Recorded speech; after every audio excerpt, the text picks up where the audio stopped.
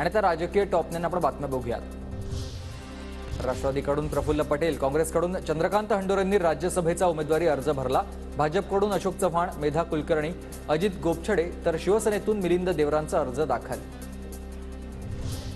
प्रफुल्ल पटेल अपात्र ठरतील म्हणून त्यांनी अजित पवार गटातून उमेदवारी दाखल केली। संजय राऊतांची टीका, काही गोष्टी गुलदस्त्यात राहू द्यात, अर्ज का भरला लवकरच कळेल।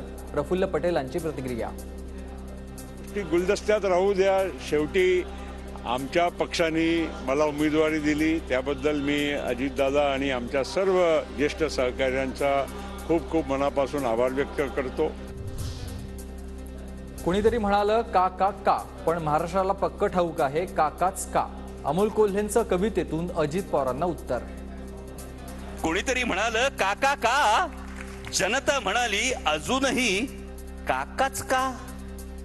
पक्ष मिळाला, चिन्ह मिळालं, सगळं मनासारखं झालं, तरी अजूनही काका का काका।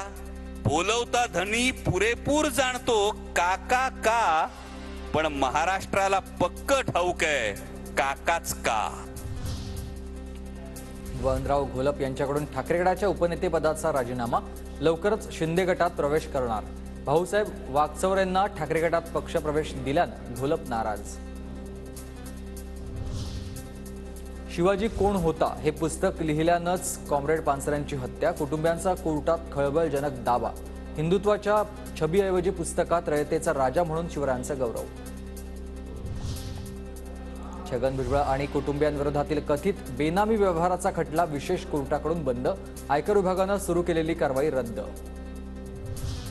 कारखान्यासाठी कमी पैशात जमीन बळकावल्याच्या प्रकरणामध्ये धनंजय मुंडे दोषमुक्त, अंबेजोगाईच्या न्यायदंडाधिकाऱ्यांचा हा निकाल। छत्रपती संभाजीनगरमध्ये शिंदे गटाचा खासदार निवडून येणार, चंद्रकांत खैरे उभे राहिल्यास ते 2 लाख मतांच्या फरकानं पडतील, संदीपान भुमरेंचा दावा। अशोक चव्हाणांनंतर नागपूर शहर काँग्रेसचे उपाध्यक्ष राजेंद्र नंदनकर भाजपच्या वाटेवर आहेत। नाना पटोलेंची पक्षात मनमानी, त्यांनी आत्मपरीक्षण करावं, राजेंद्र नंदनकरांची टीका।